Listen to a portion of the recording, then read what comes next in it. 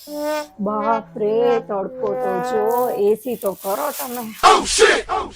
પણ અચાનક આટલા ખરા તડકા 45 ડિગ્રી તાપમાનમાં શું આવવાનું થયું? કઈ નહીં, સાંજે કીટી પાર્ટીમાં જવાનું છે ને, તો બધાએ થીમ બદલી કાઢી. પહેલા વન પીસ પહેરવાનું છે ને હવે કે ચણિયો પહેરવાનું. તો બાજુવાળીનો હું ચણિયો લઈને આવી છું. 1 કલાક માટે થોડો પૈસા ખર્ચાય. લોન મને 3 આંગળ ટૂંકો કરી દો ને. કરી દઉં, ચિંતા ન કરો. તમારી કીટી પાર્ટી નહીં બગડવા દઉં. પણ ધ્યાન રાખજો, કાપતા નહીં. આ નીચેની ડિઝાઇન એમને એમ રહે ને એવી રીતે કરી દેજો. મારો નથી, બાજુવાળાનો છે. કાયપા વગર કરવું છે ને, અને 3 આંગળ ટૂંકો કરવો હશે. હવે આની અંદર કેવું થાય ખબર હે? જો નીચેથી આપણે કરીને, તો જો આ 3 આંગળ દાખલા તરીકે છે, તો આ બે વચ્ચે જો હાંધો મળે નહીં, આટલો ગેપ થઈ જાય. એટલે શું થાય, તમારે આ પાર્ટને ચપટી મારી પડે તો ખરાબ લાગે. હવે આને જો તમે ઉપર ચડાવો આ પાર્ટને, તોય ચપટી આવે, કારણ કે ગેપ જો આટલો ખોલ પડે. કારણ કે જેમ નીચે આવે એમ ચણિયાનો ઘેર વધતો જાય, ઉપર આવે એમ ઘેર ઓછો થતો જાય.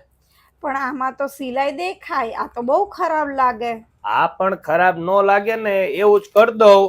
આ નેફાનો ભાગ રહ્યો, આ તો દેખાય નહીં ઉપરના પાર્ટમાં, બરોબર છે? અહીંથી તમને હું 3 આંગળ કાયપા વગર સરસ મજાનું સિલાઈ મારી દઉં કે ખબર ન પડે, તો વાંધો નથી ને. પણ સિલાઈ તો નહીં દેખાય ને. અરે આ જે સિલાઈ રહી ને, એવી ને એવી બાજુ સિલાઈ, ખબર નહીં પડે તમારા સામે વાળાને કે ટૂંકો કરાયો કે નથી કરાયો. પણ કાપતા નહીં હો. ના ના, નો કાપું. તમે આરામ કરો, ચા પાણી મંગાવો. પણ આ સફેદ કોકડી થી અરે બદલાવું છું, તમને તડકો લાગી ગયો, મને લગાડી દીધો. એક તો જો એસી તમે કીધું એટલે જોઈ લો, મેં તરત એસી ચાલુ કરી દીધું.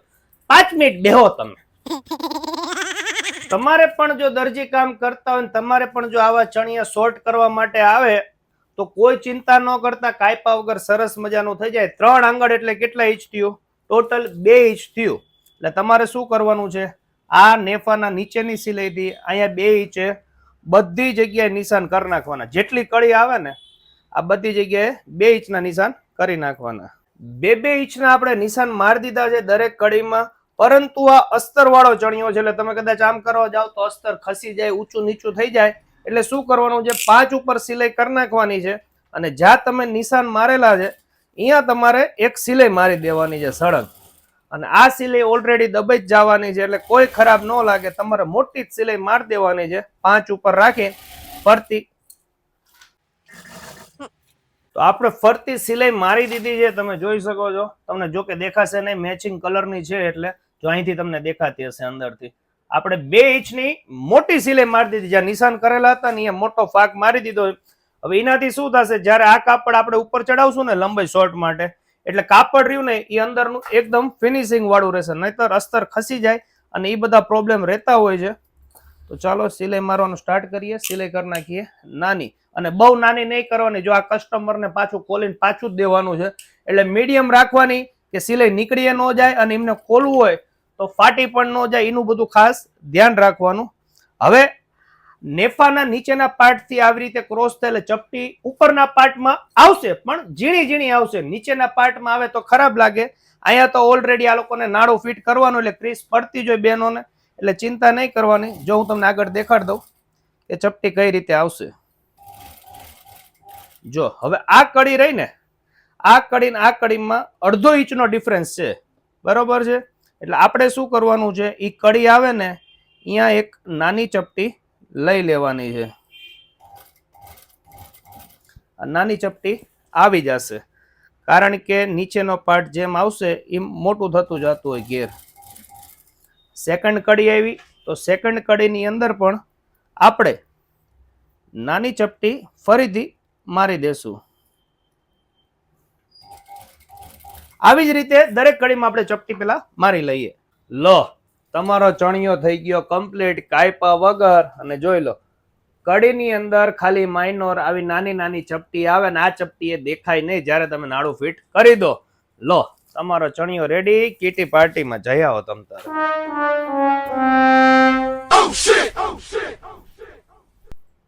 વાહ વાહ, તમે સરસ કામ કરી દીધું હો. હવે આ ચણિયાને મારે કેટલા રૂપિયા આપવાના તમને?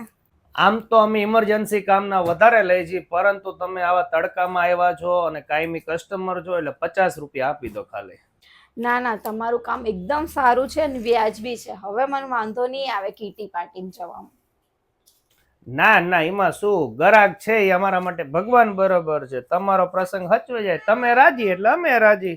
શું કેવું દરજી ભાઈઓ બહેનો, તમારે પણ આવા બધા કોઈ પણ પ્રોબ્લેમ્સ આવતા હોય, ચણિયાના લગતા હોય કે પ્લાઝા હોય કે આવી રીતે શોર્ટ કરવાનું હોય, તો કાયપા વગર આવી રીતે ઘણી બધી ટ્રિક્સ હોય છે જે આપણે ટૂંકી કરી શકીએ છીએ. વિડીયો ગમ્યો હોય તો વિડીયોને લાઈક અને શેર જરૂર કરજો, અને આવા જ વિડીયો જોવા માટે આપણા પેજને ફોલો કરજો અને સબસ્ક્રાઇબ કરવાનું ભૂલતા નહીં. Thank you. આભાર.